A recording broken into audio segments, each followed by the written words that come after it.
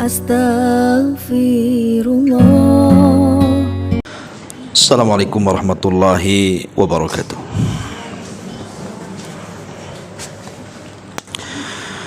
Alhamdulillah wassalatu wassalamu ala rasulillah wa ala alihi wa sahbihi wa mawalah wa la hawla wa la quwata illa billahi wa ba'du.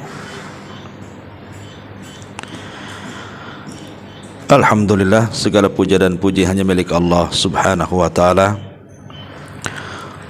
Salawat dan juga salam kita hadiahkan kepada Rasul kita Nabi besar Muhammad sallallahu alaihi wa ala alihi wasallam.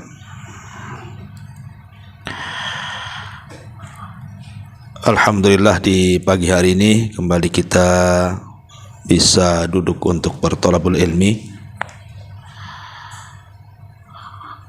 Ini kitabnya udah dipesan belum ya? Taib, karena juga mungkin kitabnya masih putar-putar di jalan. Tema di pagi hari ini, tema nasihat ya, tentu masih sekitar tazkiyatun nafas. 10 perkara yang bisa memperbaiki hidup kita jauh lebih baik lagi dibandingkan sebelumnya. Dan 10 perkara ini adalah 10 perkara yang sangat ajaib. Sebab kalau kita mendawamkan dalam satu hari satu malam, maka kita akan merasakan perubahan yang luar biasa pada pribadi kita, kehidupan kita, bahkan boleh jadi berdampak kepada keluarga kita. Karena setiap masalah atau setiap kita ini pasti ada masalah. Setiap kita pasti diuji. Setiap kita pasti menghadapi cobaan, baik kesehatan, ekonomi, kehidupan berumah tangga, kehidupan bertetangga, dan begitu seterusnya. Yang terkadang ujian-ujian itu justru bukan malah memperbaiki kita, malah sebaliknya menjadikan kita semakin futur, malas untuk beribadah. Tak jarang pula kemudian tasakhuf,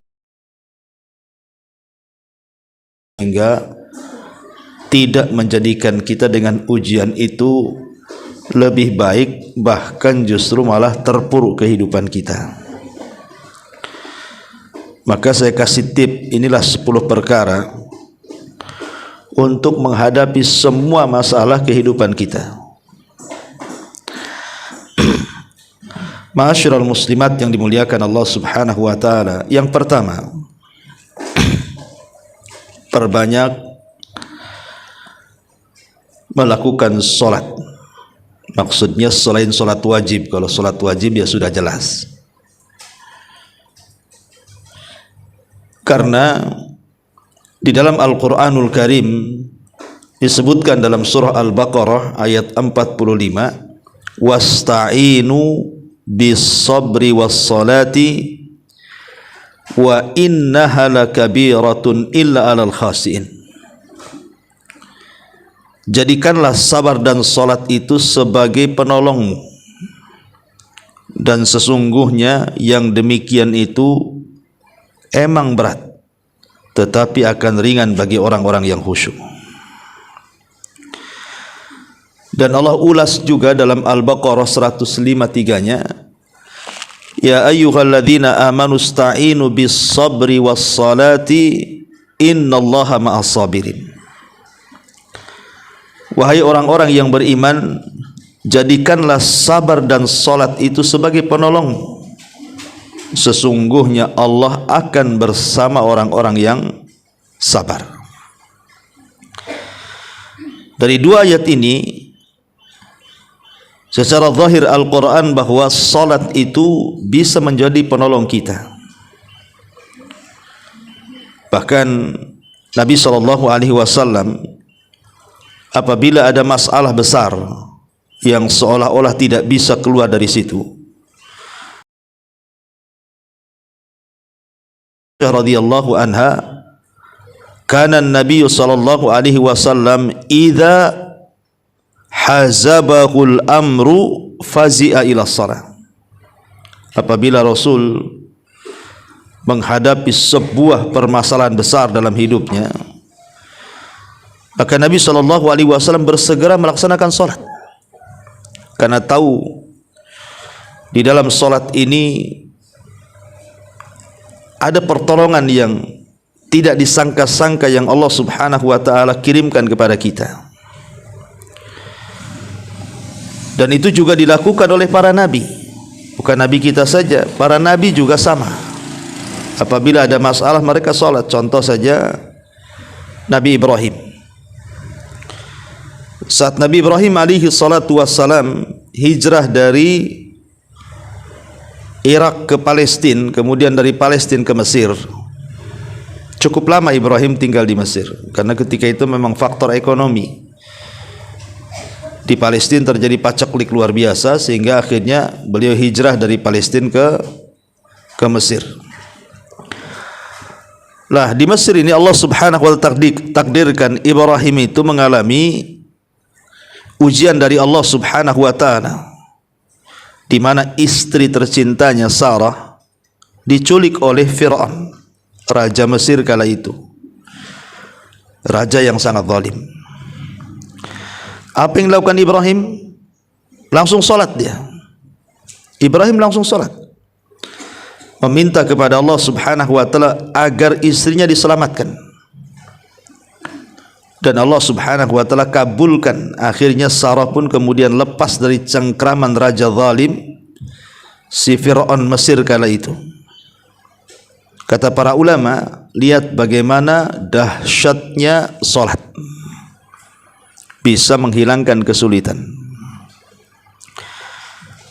Bahkan Nabi Allah Zakaria alaihi salam, ketika Allah uji dia tidak punya keturunan, sementara dia sudah tua renta, kemudian istrinya pun mandul, artinya tidak bisa memberikan keturunan. Maka satu hari Zakaria ini masuk ke mihrabnya Maryam. Kemudian nampaklah dalam mihrab itu kok banyak makanan-makanan, yang anehnya makanan itu lebih banyak buah-buahan. Dan buah-buahan di musim panas ada di musim dingin, sementara makanan di musim dingin ada pula di musim panas. Akhirnya kemudian Zakaria heran dan bertanya kepada Maryam, "Anna laki hadza?" Dari mana kau dapatkan ini? Maka Maryam dengan polos mengatakan, "Huwa min indillah." Semua datang dari sisi Allah Subhanahu wa taala. Sejak itu kemudian Nabi Zakaria ingin mengikuti gaya Maryam. Dia pun buat mihrab. Kemudian dia beribadah kepada Allah Azza wa Jal, ruku, sujud, salat. Dan Allah Subhanahu wa taala melihat kesungguhan Nabi Zakaria, Allah utus malaikat Jibril untuk menghabar gembirakan kepada Zakaria akan kelahiran Yahya putranya. Lihat bagaimana salat ini menjadi wasilah bisa menghilangkan kesulitan yang kita hadapi. Karena Zakaria ini kan memang dari dulu pengen punya keturunan tapi tidak diijabah. Tapi dengan memperbanyak doa dan salat, akhirnya malaikat datang, wa nadathu wa huwa fil mihrab, wa nadathul malaikatu, dan para malaikat kemudian menyeru, dan Zakaria sementara ketika itu sedang di mihrabnya, sedang ibadah. Annallaha yubashshiruka bi Yahya, Allah telah menghabar berita gembirakan kepadamu akan kelahiran Yahya. Ma'asyiral muslimat yang dimuliakan Allah Azza wa Jalla, Itu dari segi manfaat salat. Dari segi kebersihan jiwa sama juga, karena salat itu kan dimulai dengan wudu. Sementara Nabi SAW pernah mengatakan, bagaimana pendapatmu kalau seandainya engkau memiliki sungai di depan rumahmu, sungai itu bersih, jernih, tidak ada kotoran sedikit pun, kemudian engkau mandi 5 kali sehari di sungai itu, kira-kira bersih enggak ya? Ya bersih lah bu, mandi 5 kali ya. Gimana tak bersih mandi 5 kali? Dan tidak ada juga di antara kita yang mandi 5 kali kan bu ya. Paling kita ini sehari sekali atau 2 kali lah mandi ya. Tak tahu kalau ibu ada yang seminggu sekali, saya tak tahu. Tapi yang jelas bahwa kalau 1 hari mandi 5 kali ya bersih lah. Kata Nabi SAW, begitulah solat. Kalau setiap hari kita bersihkan dosa kita itu, dalam sehari 5 kali, tentu akan bersihlah dosa kita itu. Jadi dengan wudu kita membersihkan kotoran-kotoran yang ada pada badan kita dari hadas besar dan juga hadas kecil, karena sebelum solat kan harus bebas dari hadas besar dan hadas kecil. Lah solatnya itu sendiri membersihkan dosa. Ketika kemudian badan kita bersih, hati kita bersih, tidak punya dosa, pasti juga akan senang hidupnya. Makanya orang yang solat itu hidupnya lebih sumringah dibandingkan orang yang tidak solat.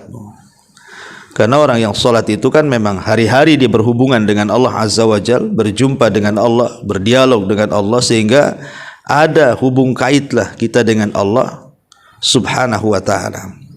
Ini yang pertama ya, solat. Ya termasuk juga solat-solat sunnah tadi ya, solat-solat sunnah. Karena solat-solat sunnah juga penting kita lakukan itu supaya menempel hal-hal yang mungkin kurang ketika melaksanakan solat wajib. Kita kan tidak tahu, mungkin solat wajib kita melamun, tidak khusyuk, lalai, maka dengan solat sunnah terutama rawatib itulah bisa menempel kekurangan solat wajib. Apalagi Nabi SAW sampai mengatakan, ij'alu fi buyutikum min salatikum wala tattakhiduha qubura. Jadikanlah di rumah-rumah kalian itu bagian dari solat kalian. Makanya Nabi SAW kalau solat sunnah itu di rumahnya. Bukan berarti di masjid tidak boleh, boleh. Maksudnya Nabi SAW memperbanyak solat sunnah itu di rumahnya. Karena Rasul mengatakan, jangan kalian jadikan rumah kalian seperti kuburan, sepi, tidak ada ibadah gitu ya. Karena mathalul baitil ladzi yadhkurullaha fi wal baitul ladzi la yadhkurullaha fi mathalul hayy wal mayyit. Kalau rumah tidak ada orang yang mengingat Allah di dalamnya, itu perbedaannya dengan rumah yang ada orang yang mengingat Allah di dalamnya. Mungkin rumahnya dibuat solat, baca Quran, zikir dan begitu seterusnya. Maka itu perbedaan dengan orang hidup dan orang mati, Bu. Apa bedanya orang hidup dan orang mati? Jelaslah, orang hidup ya hidup, orang mati ya mati, kan itu ya. Orang hidup bisa bergerak, orang mati tak bisa bergerak.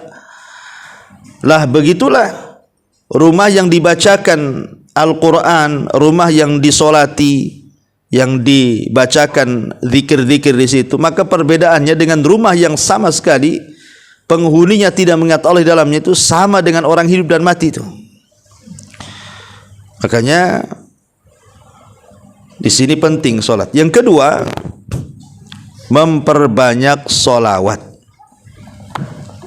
Selain daripada solat, perbanyak solawat. Ma'asyiral muslimat yang dimuliakan Allah Subhanahu wa taala, ada sebuah hadis. Hadis ini dari seorang sahabat, Ubay ibn Ka'ab, dari bapaknya. Dan ma'ruf ya, Ubay bin Ka'ab ini seorang sahabat Nabi SAW yang sangat pakar dalam Quran. Sampai-sampai pernah namanya disebut-sebut Allah Subhanahu wa taala. Sampai Rasul mengatakan, "Ya Ubay, Allah memerintahkan aku untuk membacakan kepadamu surah Al-Bayyinah." Kata Ka'ab, "Apakah namaku disebut-sebut ya Rasulullah?" Kata Rasul, "Ya, namamu disebut-sebut Allah," katanya. Menangislah Ka'ab, Ubay bin Ka'ab ini, karena tidak nyangka ya bahwa nama dia akan disebut-sebut Allah Subhanahu wa taala. Kan banyak sahabat yang jauh lebih mulia, Abu Bakar, Umar, Utsman, Ali. Kenapa kemudian dia pula yang disebut-sebut oleh Allah Subhanahu wa taala? Makanya terharu dia sehingga dia sampai menangis, ya. Lah, Ubay bin Ka'ab ini dia meriwayatkan sebuah riwayat dari bapaknya. Beliau mengatakan, "Kana Nabi sallallahu alaihi wasallam idza dhahaba thulutsal laili qama." Rasul itu apabila masuk 2/3 malam, beliau langsung bangun.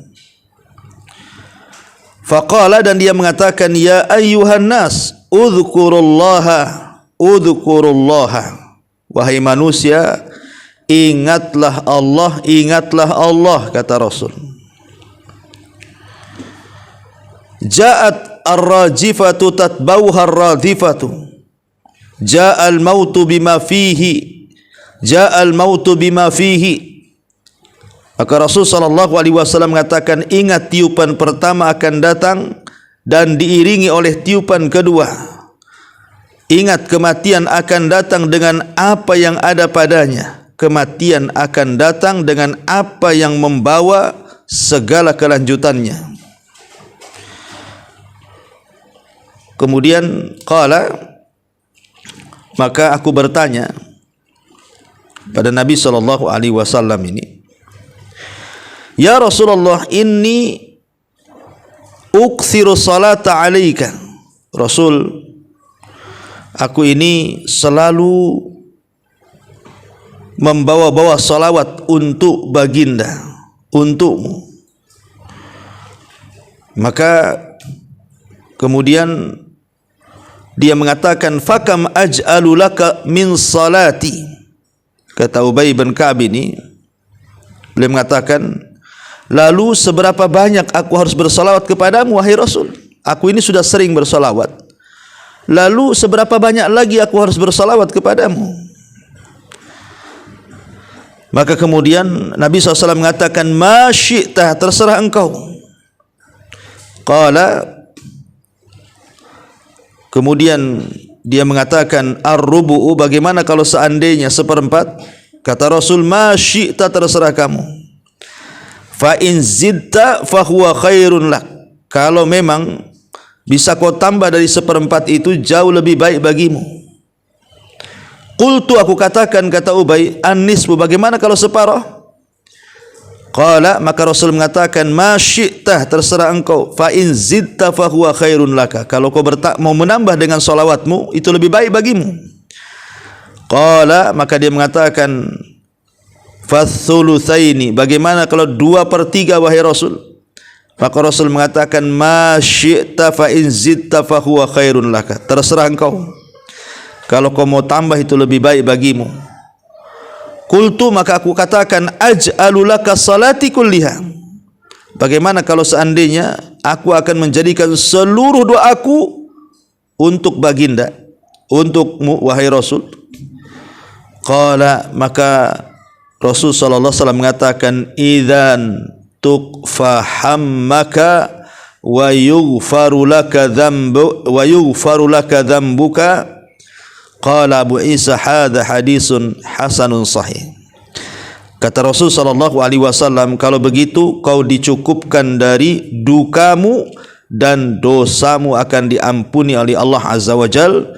Kemudian Al-Imam Abu Isa At-Tirmidzi mengatakan hadis ini hasan sahih. Taib. Lihat hadis ini. Ubay bin Ka'ab ini dia datang kepada Nabi sallallahu alaihi wasallam. Kemudian dia menceritakan bahwa dia itu orang yang paling banyak bersolawat.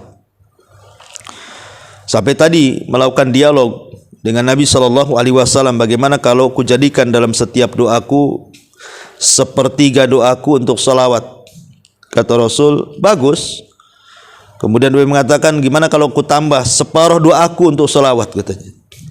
Kata Rasul, bagus. Ya. Kemudian dia mengatakan lagi, bagaimana 2/3 doaku untuk salawat? Kata Rasul, bagus. Akhirnya mengatakan, bagaimana kalau semua doaku kugunakan untuk salawat? Kata Rasul, bagus. Kemudian Rasul mengatakan di ujung hadisnya apa? Idzan, kalau begitu, kalau engkau banyak membaca salawat, kata Nabi sallallahu alaihi wasallam, tukfahammuka wa yughfaru laka dzambuka, maka semua kesulitanmu akan hilang dan semua dosamu akan diampuni. Dari sini kita tahu bahwa salawat ini di antara keajaibannya adalah bisa menghilangkan kesulitan dan bisa menghilangkan dosa-dosa yang kita lakukan. Makanya kalau ibu lagi banyak masalah, ya, banyak-banyak sholawat saja. Ibu ada masalah kesehatan, ada masalah ekonomi, ada masalah dengan tetangga, ada masalah dengan kawan, ada masalah pekerjaan. Masalah kan banyak, macam-macam masalah di masyarakat ini. Tinggal memperbanyak sholawat. Ya, tetapi tentu salawat-salawat yang disyariatkan. Ya, salawat-salawat yang disyariatkan dan yang memudahkan bagi kita. Ya, salawat-salawat yang pendek, Allahumma sholli ala Muhammad, Allahumma sholli ala Muhammad. Kan itu kan ada yang lebih pendek lagi. Untuk supaya kita istiqomah dengan salawat. Jangan salawat yang panjang-panjang, ya kan. Nanti mudah bosan.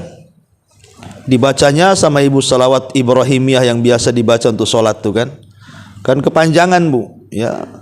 Kalau untuk dijadikan wirid zikir setiap hari, maka carilah salawat yang pendek supaya tidak bosan dan kita bisa membacanya lebih sering dan lebih banyak lagi. Intinya bahwa yang kedua adalah salawat. Kemudian yang ketiga,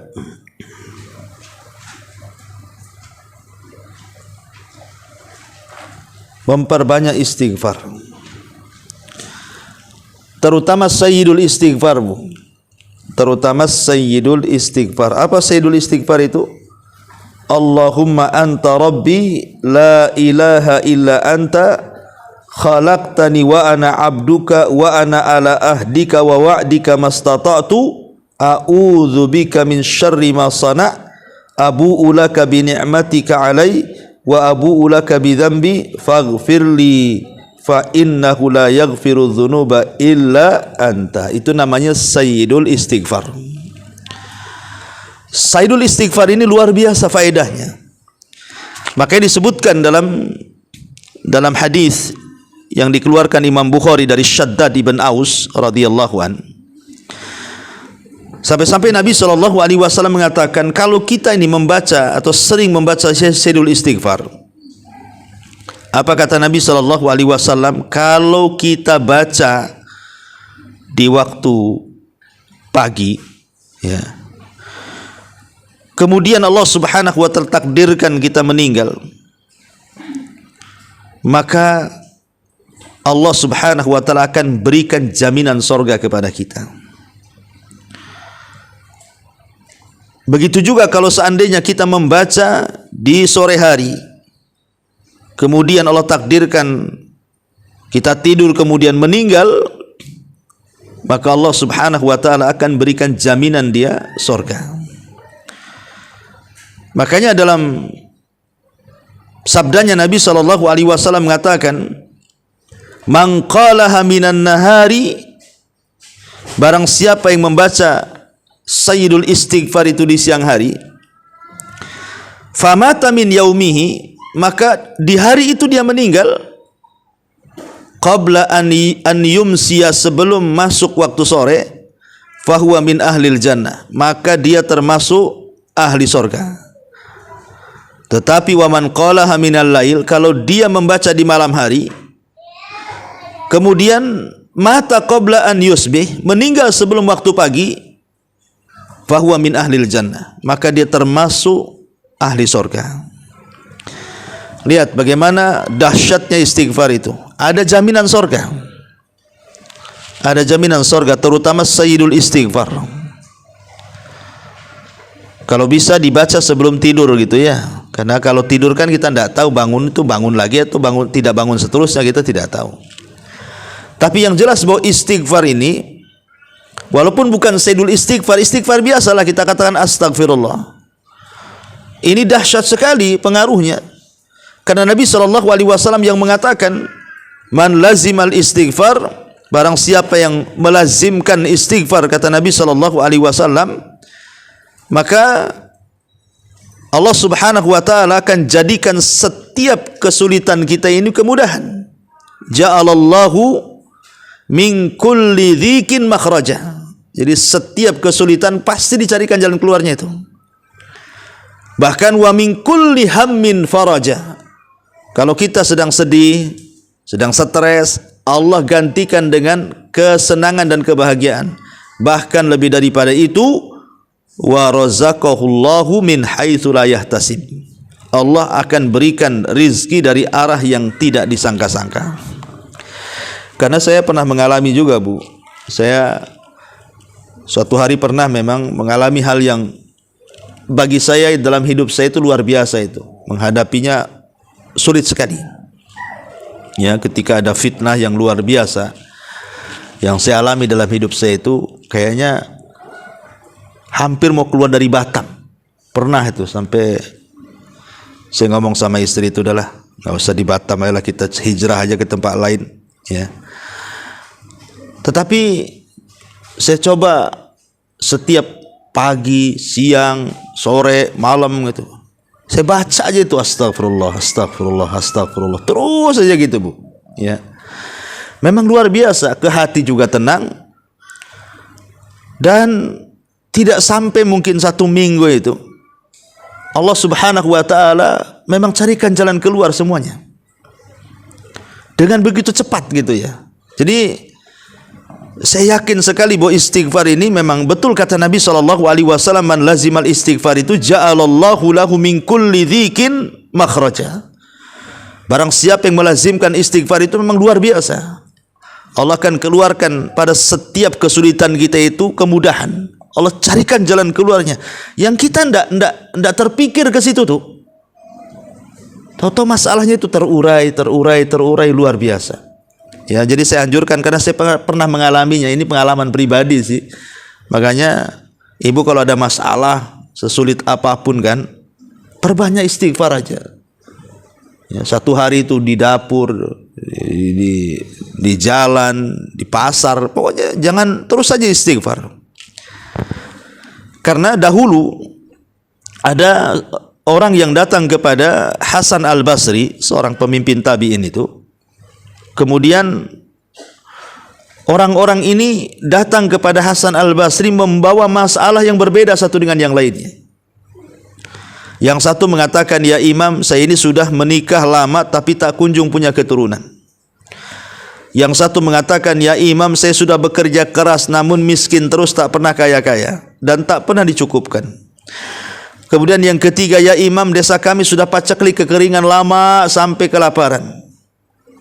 Kira-kira apa solusinya supaya Allah menurunkan hujan? Akhirnya kemudian Hasan Al-Basri menasihati apa? Menasihati untuk memperbanyak istighfar kepada tiga-tiganya itu. Baik kepada yang lama tidak punya anak, baik kepada yang sudah bekerja tidak pernah kaya, baik kepada orang yang paceklik sehingga tanahnya mulai kekeringan, terjadi kelaparan di mana-mana. Kata Hasan Al-Basri, beristighfarlah kalian. Kemudian dia membacakan surah Nuh. Apa kata Allah Subhanahu wa ta'ala? Faqultu astaghfiru rabbakum innahu kana ghaffara yursilis samaa 'alaikum midrara wa yumdidkum bi amwalin wa banin wa yaj'al lakum jannatin wa yaj'al lakum anhara. maka kukatakan beristighfarlah kepada Rabb kalian, karena Dia zat yang maha pengampun. Kalau kalian memperbanyak istighfar, kata Allah, Allah akan hujani kalian dari langit.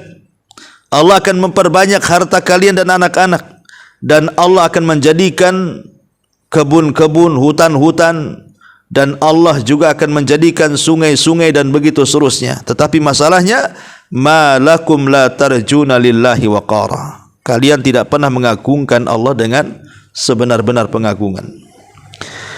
Jadi ayat ini lihat bagaimana keagungan istighfar itu. Pertama, yursilis sama alaikum midrara, menjadikan sebab turunnya hujan. Kemudian yang kedua, wayumdidkum bi amwalin, menjadikan sebab banyaknya harta. Kemudian wabanin, dan menjadikan sebabnya banyak keturunan. Makanya wajar kalau Hasan Al-Basri mengatakan perbanyaklah istighfar kalian. Ngomong ke yang tiga-tiganya tuh. Dari sini kita tahu bagaimana dahsyatnya istighfar itu bisa mempengaruhi kehidupan kita.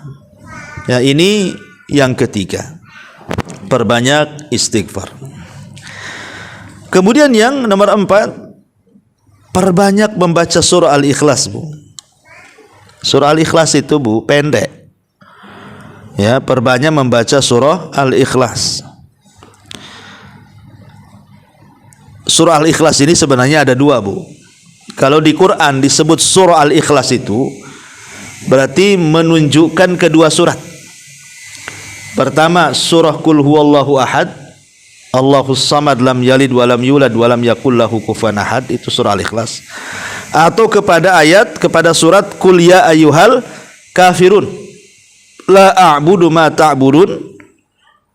Nah, itu juga disebut surah Al-Ikhlas tuh. Jadi Qul huwallah dan Qul ya ayyuhal kafirun. Ulama menyebutnya 2 surat ini disebut 2 surat Al-Ikhlas. Kenapa demikian? Karena Qul huwallahu ahad ini lebih kepada tauhid rububiyah dan asma dan sifat. Tetapi kalau Qul ya ayyuhal kafirun lebih kepada tauhid uluhiyah. Makanya Rasul selalu menggandeng tuh Qul huwallah dengan Qul ya ayyuhal kafirun tuh pada setiap salat sunnahnya. Seperti salat sunnah fajar, rakaat pertama Qul huwallah, rakaat kedua al kafirun, kan begitu, Bu. Kemudian rakaat 2 rakaat tawaf. Ibu kalau umroh tawaf, kemudian salat 2 rakaat di belakang makam Ibrahim. Nah, itu rakaat pertama baca Qul huwallah, rakaat kedua baca Qul ya ayyuhal kafirun, kan, Bu. Jadi selalu digandengkan Rasul karena memang dua-duanya disebut surah Al-Ikhlas tuh. Surah Al-Ikhlas, ya. Cuman kalau dikatakan Al-Ikhlas biasanya yang identik dengan nama itu adalah Qul huwallahu ahad, kan, itu kalau Qul ya ayyuhal kafirun ya surah Al-Kafirun gitu. Ya, tapi sebenarnya dua-duanya surah Al-Ikhlas. Tapi yang saya maksudkan adalah Qul huwallahu ahad, Allahus samad, lam yalid walam yulad walam yakul lahu kufuwan ahad. Jadi Nabi SAW dalam hadis Abi Sa'id Al-Khudri, satu hari datang seorang laki-laki bertanya, ya,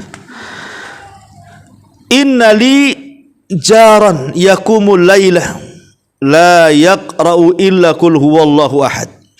Rasul, aku ini punya tetangga, ya, itu kalau sholat malam yang dibaca itu surah Al-Ikhlas saja. Persis kayak ibu lah, kan, gitu. Ya mungkin karena pendeknya gitu, Ibu, ya.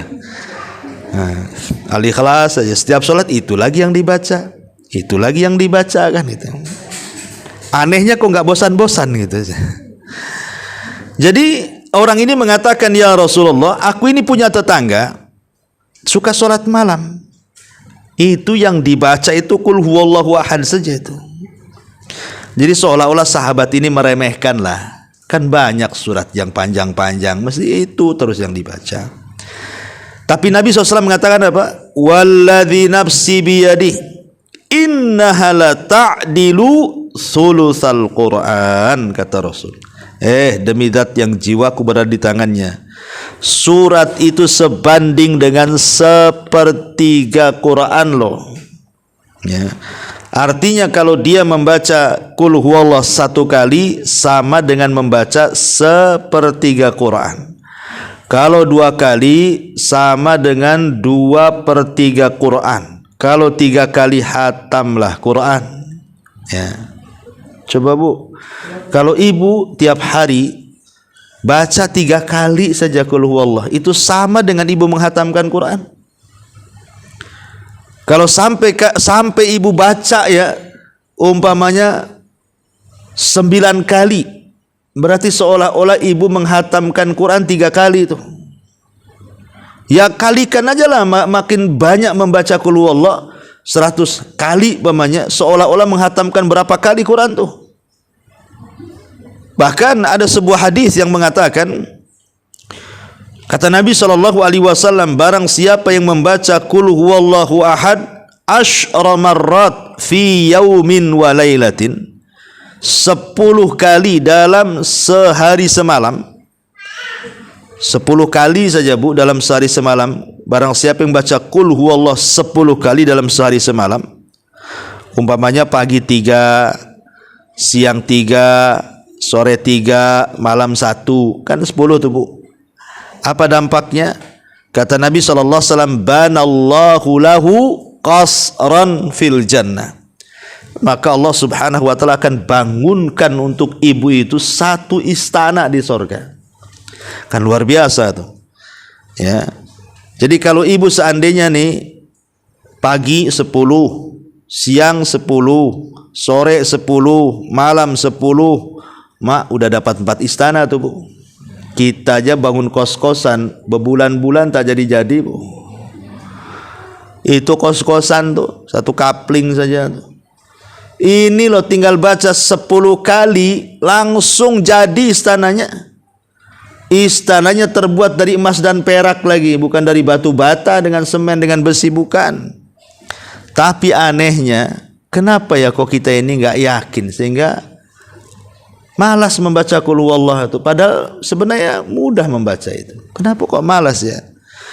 Karena istananya tak tampak. Ya. Coba kalau seandainya saya analogikan begini Bu, besok ibu datang ke rumah, baca kulhu 2000 kali di rumah saya. Ibu saya kasih rumah di Sotling sana. 2000 kali tapi bacanya Bu. Ya, di depan rumah sambil panas-panasan. Ya. Kira-kira mau nggak? Mau lah. Kenapa? Paling 2000 itu walaupun 1 hari 1 malam tidak ada masalah. Habis itu kan saya dapat rumah di Sotling. Nah, kan begitu. Ya. Pasti orang mau tuh. Padahal suruh 2000 lagi yang dibaca. Yang kedua depan rumah lagi, pas panas-panasan lagi kan. Mau orang tuh. Kenapa? Nampak rumahnya. Kalau surga kan nggak nampak, jadinya akhirnya ya gitulah, malas-malas. Padahal tidak disuruh 2000, 10 aja kok, 10 kali. Kemudian juga sebaik-baiknya rumah di Sotling itu masih lebih baik lagi istana di surga. Jauh berlipat-lipat, tidak bisa dipandang mata, dengar telinga, terlintas pun tidak bisa. Bentuknya seperti apa kan? Tapi tidak ada orang yang yakin itu loh, sehingga malas untuk melakukan ini. Padahal itu perkara ringan tuh. Ada apa?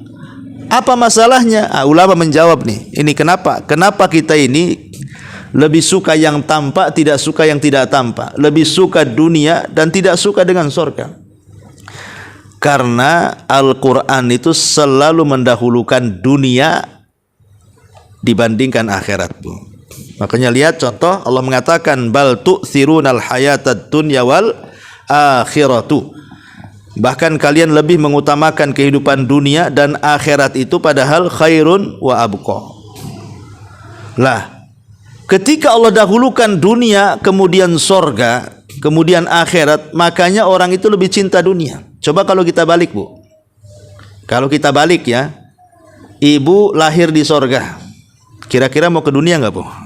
Nggak mau lah ya. Karena ibu lahir di dunia itu tak mau masuk sorga jadinya. Nah, coba kalau kita semua lahir di sorga, nggak ada orang masuk sorga mau ke dunia itu, ngapain lah di dunia ini? Udah harodang, panas kan itu ya, susah hidupnya. bagus di sorga. Masalahnya terbalik-balik itulah, kita lahir di dunia itu, makanya kalau diceritain sorga itu yakin gak yakin jadinya.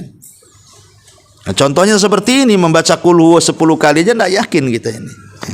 Makanya di sini yang nomor 4, perbanyak surah Al-Ikhlas. Ya, karena Al-Ikhlas ini juga bisa membersihkan hati, karena isinya tauhid. Al-Ikhlas ini pengenalan kita kepada Allah, ya, dan meniadakan kesyirikan di dalamnya. Surah Al-Ikhlas surah yang sangat agung sekali kan, karena ini membantah semua kesyirikan yang dilakukan semua agama. Ketika orang-orang Nasrani mengatakan bahwa Isa anak Tuhan, Isa satu di antara 3 Tuhan, bahkan Isa Tuhan itu sendiri, maka Allah katakan qul huwallahu ahad, Allahus samad. Allah lah zat yang esa, semua kembali bergantung kepadanya. Tidak ada selain Allah Tuhan. Kemudian kalau dikatakan dia beranak dan diperanakkan, Allah katakan lam yalid wa lam yulad. Terbantahlah orang-orang Nasrani dengan surah Al-Ikhlas ini. Yahudi mengatakan Uzair juga anak Allah, dibantah juga lam yalid wa lam yulad. Orang-orang musyrik mengatakan malaikat anak-anak putri Allah, Allah katakan juga lam yalid wa lam yulad, dan begitu seterusnya. Nah, jadi bacalah Bu ya, perbanyak surah Al-Ikhlas terutama sebelum tidur. Kemudian juga yang nomor 5, perbanyak mengucapkan la haula wala quwata illa billah. Perbanyak mengucapkan la haula wala quwata illa billah. Kenapa? Karena kalimat la haula wala quwata illa billah itu, kata Rasul, kanzun min kunuzil jannah.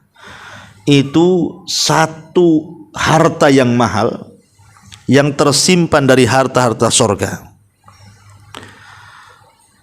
Dan itu disebutkan di dalam hadis dari Hazim ibni Harmalah radhiyallahu an. Nabi SAW mengatakan, dia mengatakan marartu bin Nabi SAW, satu hari aku lewat berpapasan dengan Nabi, kata Hazim ibn Harmalah ini. Faqala li, tiba-tiba Rasul mengatakan kepadaku, ya Hazim, wahai Hazim, aktsir min qauli la haula wala quwata illa billah. Perbanyak ucapkan olehmu la haula wala quwata illa billah, fa innaha min kunuzil jannah. Karena la haula wala quwata illa billah itu adalah kunuz, harta pembendaharaan sorga. Masyarul muslimat yang dimuliakan Allah Azza wa Jalla, Imam Nawawi ketika memberikan catatan kepada hadis ini, dia mengatakan apa? Wal kanzu, adapun kalimat kanzu, kata Imam Nawawi, annahu thawabun muddakharun fil jannah. Itu adalah pahala yang sangat besar yang sengaja Allah tabung untuk di akhirat kita. Ini faedah yang pertama ya, membaca la haula wala quwata illa billah. Kemudian faedah yang kedua, bahwa la haula wala quwata illa billah itu adalah babun min abwabil jannah. Dia adalah pintu dari pintu-pintu sorga. Disebutkan dalam hadis Mu'ad bin Jabal radhiyallahu an, Nabi mengatakan, ala adulluka ala abwab min abwabil jannah, ala adulluka ala babin min abwabil jannah. Maukah kutunjukkan kepadamu satu pintu dari pintu-pintu sorga? Wa ma huwa, apa itu? Kata Mu'ad, apa itu ya Rasulullah? Maka Rasul mengatakan la haula wala quwata illa billah. Itulah pintu daripada pintu surga. Dan ingat, kita ini hari-hari melakukan dosa kan, Bu? Hari-hari kita melakukan dosa. Tidak mata ya telinga, tidak telinga ya hidung, tidak hidung ya mulut, tidak mulut ya otak, tidak otak ya tangan kaki ngelangkah kemana-mana. Pasti setiap hari kita berdosa. Tidak mungkin. Kalau ada orang mengatakan tidak pernah berbuat dosa, kadzab, dustakan perkataan orang itu. Setiap hari kita ini melakukan dosa. Saking banyaknya dosa kita ini, terkadang sampai sebanyak buih di lautan. Boleh jadi seperti itu mungkin bahasanya.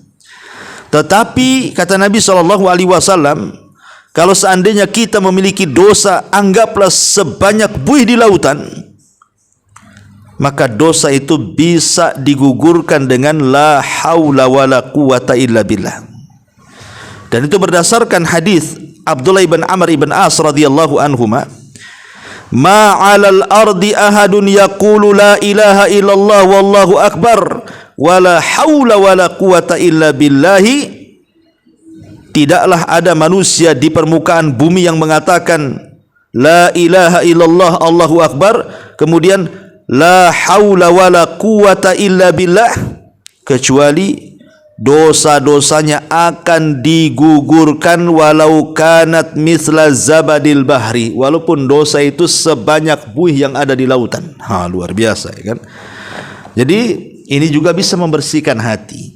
Membaca la haula wala quwata illa itu bisa membersihkan hati dari dosa-dosa.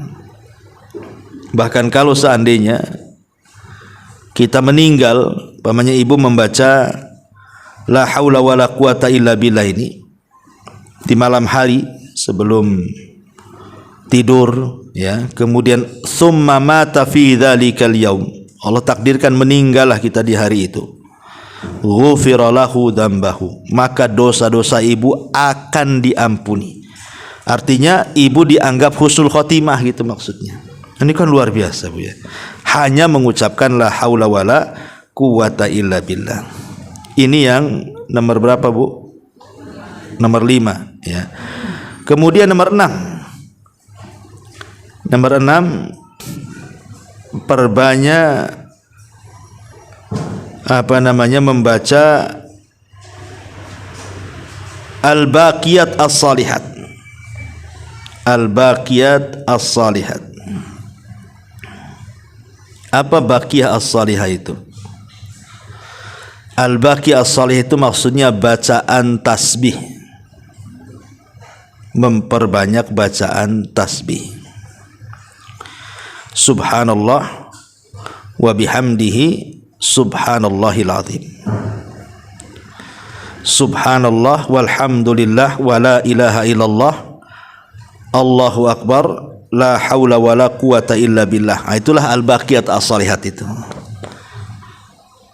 Dan ini berdasarkan sabda Nabi sallallahu alaihi wasallam, al-baqiyatus salihat subhanallah walhamdulillah wa la ilaha illallah Allahu akbar wa la haula wa la quwata illa billah. Itulah disebut al-baqiyat as-salihat itu.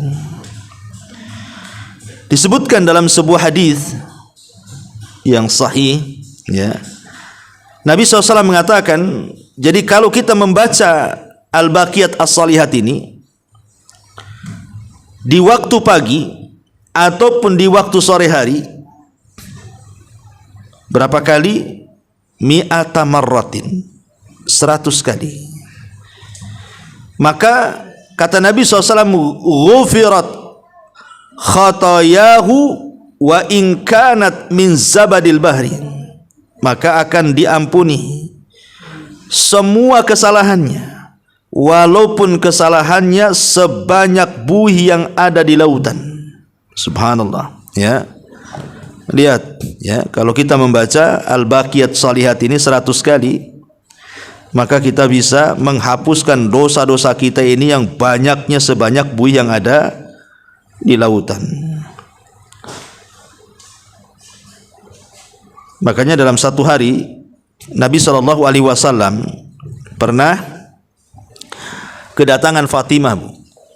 Jadi Fatimah itu udah kelelahan karena masak-masak sendiri gitu, cari kayu sendiri, ngadon sendiri sampai tangannya itu pecah-pecah, Bu.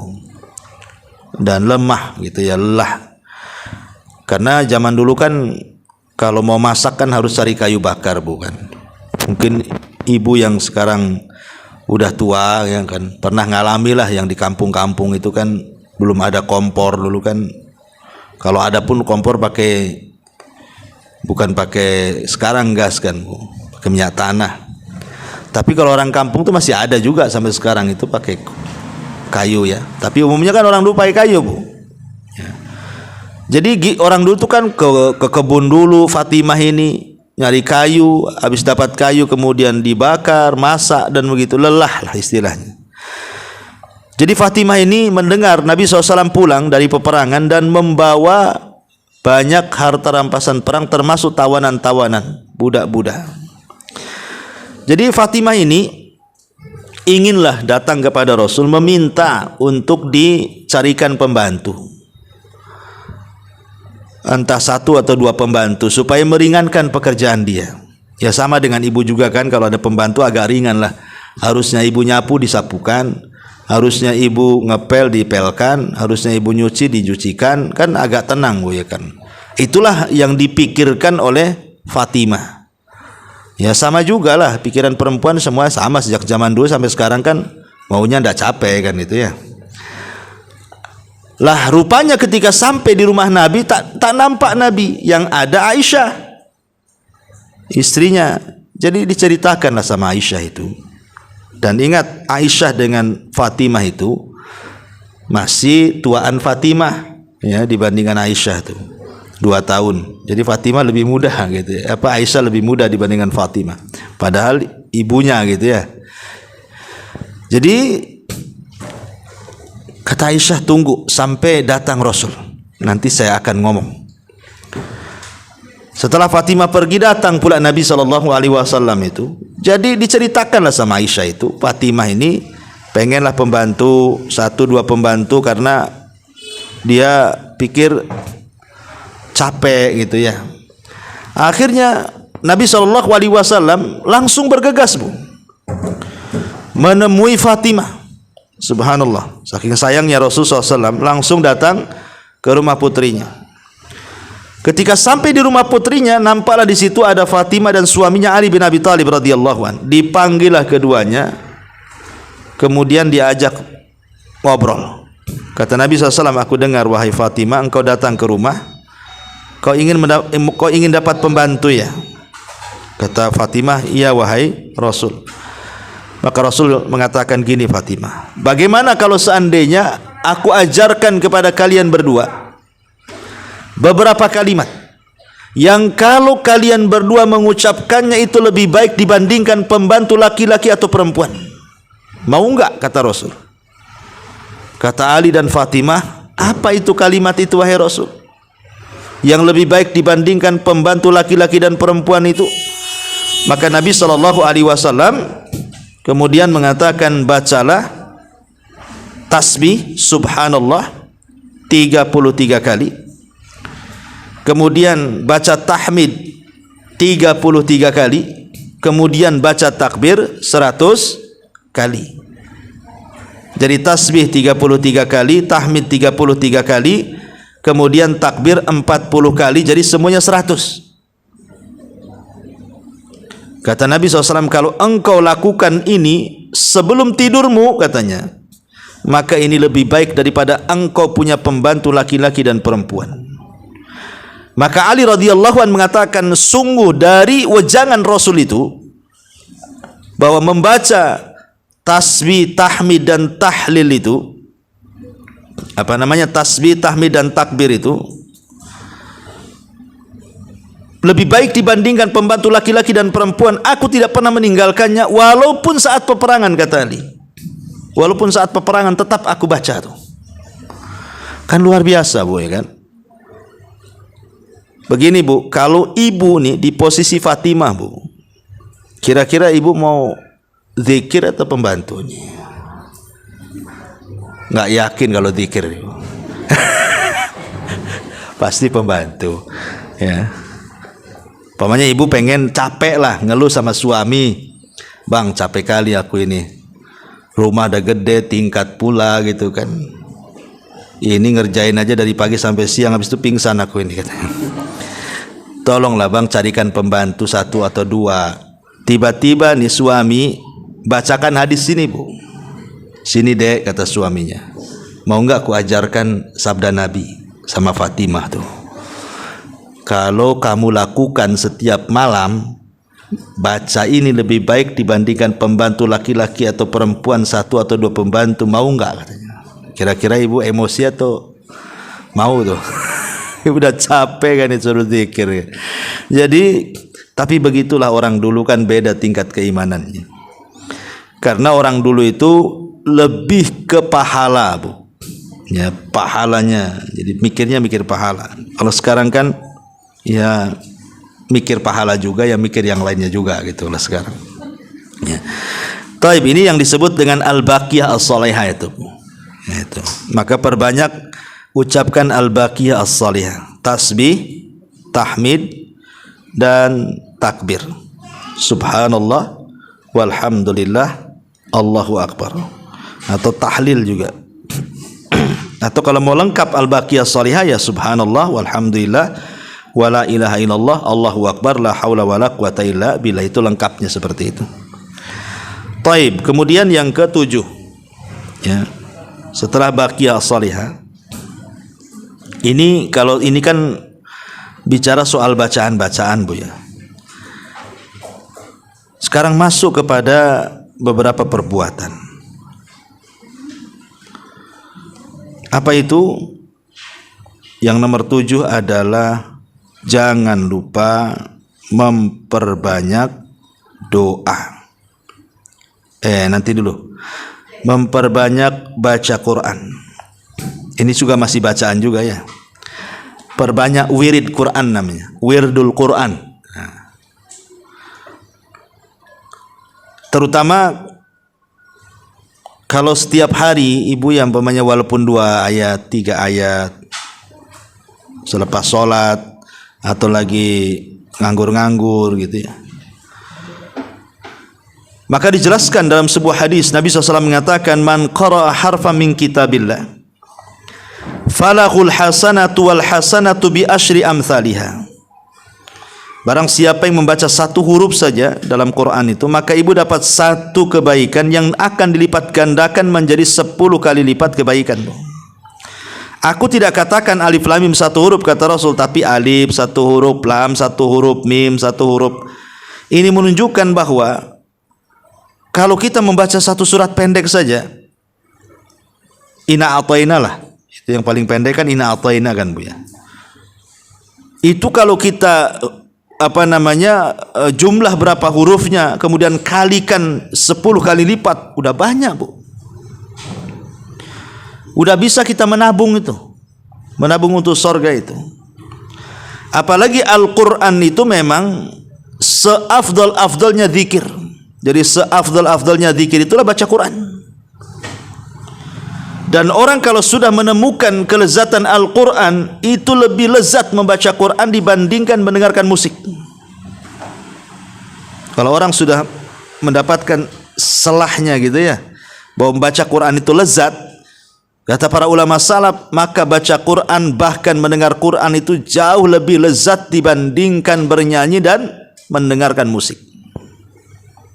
Tapi sementara ini kan kadang-kadang kita lebih asik mendengarkan musik kan, Bu, dibandingkan ngaji kan, ya.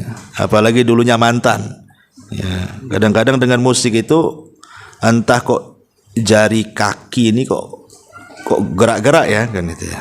Kadang-kadang ada yang refleks, Bu, ya kan, ada musik aja dia gerak-gerak tuh jari-jarinya tuh. Mungkin belum bisa meninggalkan total gitu, ya, belum bisa membenci seutuhnya. Padahal kalau dia mendengarkan bacaan Quran terkadang tidak melembutkan hati dia.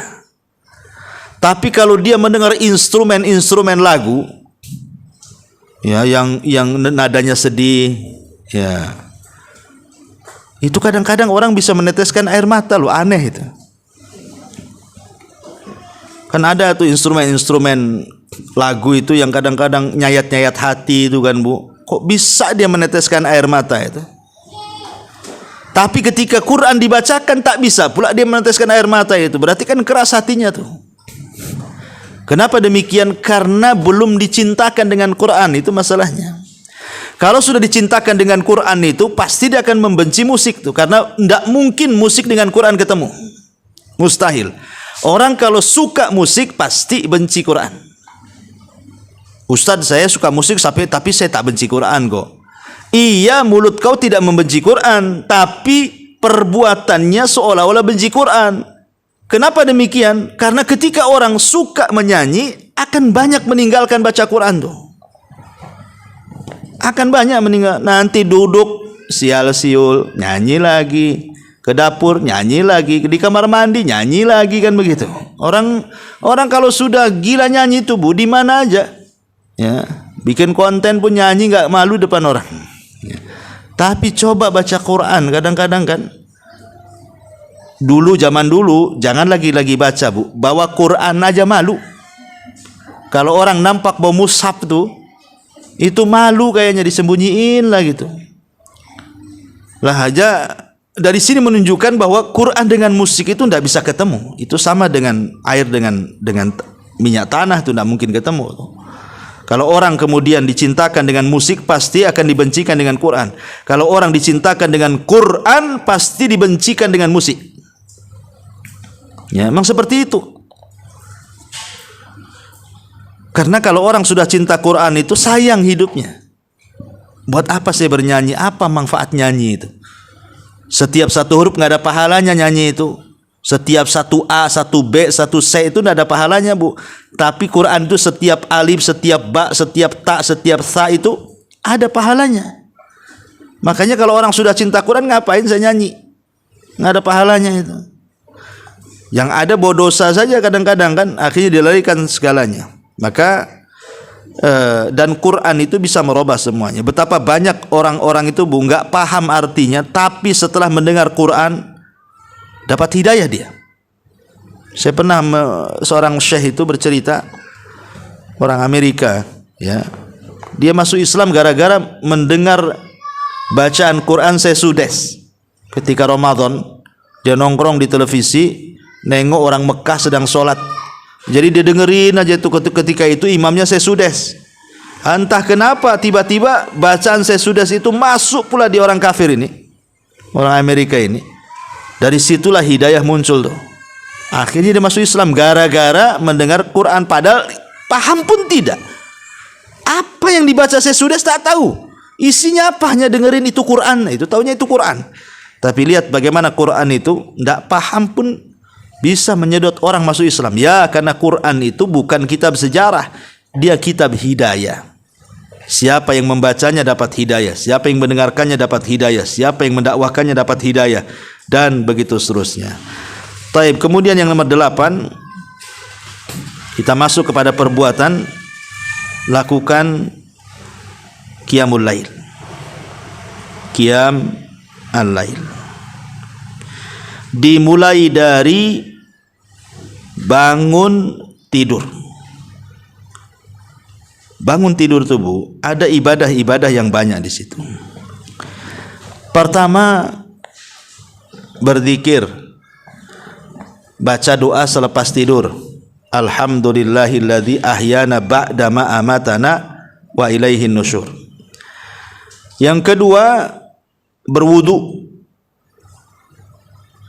Yang ketiga, qiyamul lail.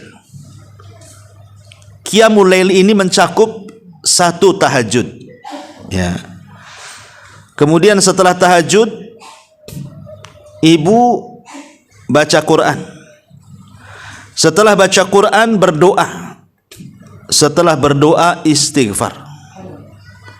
Inilah yang disebut dengan qiyamul lail, Bu. Ya. Lah qiyamul lail ini manfaatnya besar bagi kehidupan kita, terutama bagi hati, karena kajian kita kan bicara tazkiyatun nafas, Bu. Karena sudah saya sering ulang-ulang, Bu, bahwa setiap saya, ibu, siapapun sebelum tidur itu kan setan datang tuh, kemudian mengikat tengkuk kita semuanya. Lah ikatan itu tidak bisa dilepas kecuali dengan 3 perkara.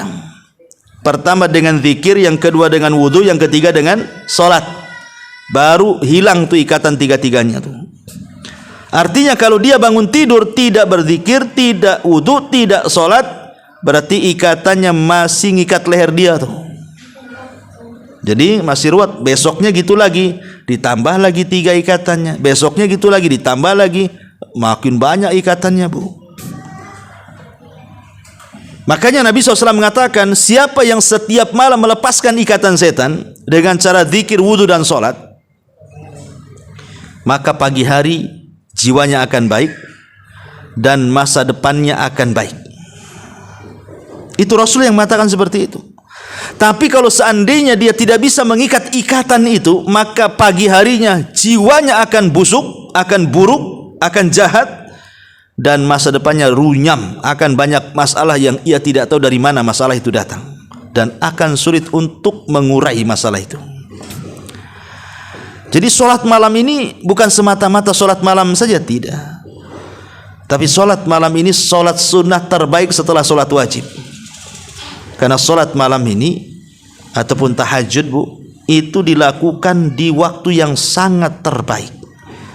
Ketika Allah turun ke langit dunia, dan di saat manusia sedang pulas tidur, kemudian kita pun yang melakukan ibadahnya penuh dengan ijtihad dan kesungguhan. Sebab kalau tidak ada ijtihad dan kesungguhan, nggak mungkin kita bangun. Apalagi hujan-hujan. Kayak kemarin hujan 1 hari kan, malam dingin, Bu. Ya, mau bangun itu aduh rasanya gimana gitu ya. Sehingga perlu kesungguhan, dan disitulah letak hidayahnya. Wa man yujahidu fina lanahdiyannahum subulana. Barang siapa yang sungguh-sungguh, Bu, itulah hidayah di situ. Bangunlah kita padahal malam masih gelap, kemudian juga masih ngantuk, cuaca dingin, tapi dia bangun. Kemudian untuk ibadah, kalau tidak dikatakan ikhlas apa namanya, Bu? Coba, orang yang sungguh-sungguh bangun kayak gini, kalau nggak ikhlas itu apa namanya? Ma'asyiral muslimat yang dimuliakan Allah Azza wa Jalla. Makanya qiyamul lail ini termasuk syaraful mukmin, kemuliaan seorang mukmin. Kata Rasul, syaraful mukmin qiyamuhu bil laili. Kemuliaan seorang muslim itu ditentukan dengan qiyam lailnya. Ini yang nomor 8. Nomor 9, ya. Jangan lupa sholat duha, Bu. Karena sholat duha ini banyak faedahnya, banyak sekali faedahnya. Karena setiap hari kan kita disuruh untuk mengeluarkan sedekah. Rasul itu memerintahkan kita, Bu, untuk mengeluarkan sedekah, di mana setiap ucapan kita subhanallah itu dianggap sedekah. Alhamdulillah dianggap sedekah. La ilaha illallah dianggap sedekah. Allahu Akbar dianggap sedekah. Memerintahkan kebaikan dianggap sedekah. Mencegah dari kemungkaran dianggap sedekah. Tapi tidak perlu kita lakukan. Cukup kita melakukan 2 rakaat duha itu sudah sama dengan orang yang melakukan seperti itu. Dan ini menunjukkan bahwa sholat duha itu sholat yang sangat istimewa dari semua sedekah yang kita lakukan di siang hari itu. Apalagi sedekah juga dilakukan di waktu ketika manusia sedang lalai mengejar dunia, kita pula mengejar akhirat. Makanya pahalanya besar. Makanya disebut sholatul awabin, sholatnya orang bertobat. Kenapa disebut sholat duha itu sholatnya orang bertobat? Karena di saat manusia lalai, sibuk, orang pasar di pasar, orang kebun di kebun, orang kantor di kantor, orang jalan di jalan, tiba-tiba ibu keluar dari kesibukan manusia, kemudian sholat duha. Kalau bukan ahli tobat apa namanya, Bu? Makanya Rasul mengatakan sholat duha itu sholatul awabin, sholatnya orang yang bertobat. Ya, karena memang dilakukan di saat manusia sedang sibuk. Dan Nabi SAW sampai mengatakan, barang siapa yang sholat subuh kemudian tidak beranjak dari tempatnya, kemudian berzikir kepada Allah sampai terbit matahari, kemudian meninggi 1 tombak, itu disebut syuruk, waktu terbitnya matahari. Kemudian ibu melakukan 2 rakaat syuruk, maka pahalanya sama dengan haji dan umrah secara sempurna. Sebagian ulama fikih mengatakan bahwa sholat syuruk itu sholat duha yang diawalkan, ya. Jadi sholat syuruk itu ada sebagian ulama mengatakan sholat duha yang diawalkan. Walaupun ada juga ulama mengatakan bukan, duha sendiri, syuruk sendiri, ya. Tapi ada yang mentafsirkan bahwa syuruk itu adalah sholat duha yang diawalkan. Nah, makanya sholat duha ini walaupun hanya 2 rakaat jadilah, gitu ya. Kemudian yang terakhir, yang nomor 10, Bu, amalan-amalan sebelum tidur. Ya. Amalan-amalan sebelum tidur kan banyak. Seperti umpamanya ibu membaca surat ayat kursi, kan jelas tuh. Kalau ibu membaca ayat kursi sebelum tidur, ataupun kul a'udzu birabbin nas dan qul a'udzu birabbil falaq, maka sampai pagi ibu akan dilindungi dari setiap kejelekan, setiap kejahatan, baik dari setan, baik dari orang yang hasad, baik dari binatang-binatang yang berbisa, yang mencelakakan, yang beracun dan begitu seterusnya, baik dari sihir. Maka orang yang membaca ayat kursi di malam hari kemudian kita tertidur, maka kita akan dibangunkan, dijaga oleh Allah. Kemudian berwudu, ini yang paling penting, karena kalau ibu berwudu nih sebelum tidur, itu nanti kalau ibu tidur ada malaikat di sebelah kiri kanan ibu tuh. Kalau ibu berguling ke arah kanan, malaikat sebelah kanan akan mengatakan Allahumma gfir lahu, Allahumma arhamhu. Ya Allah, ampunilah orang ini, ya Allah rahmati orang ini. Kalau ibu balik guling ke arah kiri, itu juga sama, malaikat sebelah kiri akan mengatakan ya Allah ampuni orang ini, ya Allah rahmati orang ini. Pokoknya setiap ibu bergerak itu kan, maka malaikat kiri kanan itu pasti akan mengatakan seperti itu, Bu. Ya, jadi kalau gerak sana, gerak sini, pasti doakan malaikat. Tapi kalau suami di sampingnya tak tahu ini gerak-gerak, apa ini istri saya ini gerak sana gerak sana. Tapi yakin, Bu, orang yang berwudu itu akan dijauhkan dari mimpi buruk. Kemudian juga malaikat akan mendoakan ibu. Karena hadisnya seperti itu. Ya man bata tahiran, barang siapa yang tidur dalam posisi dia tahir, bersih dari hadas, maka malaikat di samping kiri akan mengatakan Allahumma gfir lahu, Allahumma arhamhu. Ya, kemudian juga ada doa yang bagus sekali kalau ibu mau baca itu kan. Apa doanya? Doa yang diajarkan Nabi SAW kepada Bara ibn Azib. Ya, kalau Bismikallahumma ahya, Bismikallahumma apa? Itu yang biasa itu ya. Amutu wa ahya itu sudah yang biasa. Tapi yang luar biasa adalah doa Allahumma aslamtu nafsi ilaika, kemudian wa fawadtu amri ilaika wa alja'tu dhahri ilaika ragbatan wa rahbatan ilaika la malja'a wa la manja minka illa ilaika amantu bi kitabika alladhi anzal wa bi nabiyyika alladhi arsal. Ini yang paling luar biasa, Bu. Kalau ibu mau baca sebelum tidur, baca doa ini. Allahumma, ya Allah, aslamtu nafsi ilaika, aku serahkan jiwaku kepadamu. Wa fawwadtu amri ilaika, aku serahkan seluruh urusanku kepadamu. Wa alja'tu dhahri ilaika, aku serahkan punggungku kepadamu. Ragbatan wa rahbatan ilaika, suka ataupun tidak suka untukmu ya Allah. La malja'a wa la manja minka illa ilaik, tidak ada tempat lari kecuali kepadamu ya Allah. Amantu bi kitabika alladhi anzal, aku beriman dengan kitab yang kau turunkan. Wa bi nabiyyika alladhi arsal, dengan nabi yang kau utus. Ini dampaknya luar biasa. Fa imitta idza asbahta alal khair wa in mitta alal fitrah. Kalau ibu dibangunkan setelah baca doa ini, maka ibu akan dibangunkan dalam kondisi baik. Tapi kalau ibu diwafatkan, maka ibu diwafatkan dalam posisi wafat di atas fitrah, tak punya dosa, di atas Islam.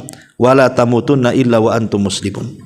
Ya, inilah diantara 10 perkara ini kalau kita lakukan satu hari satu malam, Bu, insyaallah nampak itu dampaknya seperti apa. Jangan lama-lama ya, sebulan, seminggu aja rutinkan ini 10 perkara ini, pasti kita akan mendapati kehidupan yang jauh lebih baik dibandingkan sebelumnya. Wallahu a'lam bishawab. Baik, sampai di sini, Bu. Sampai di sini kita buka tanya jawab. Silakan kalau ada yang mau bertanya.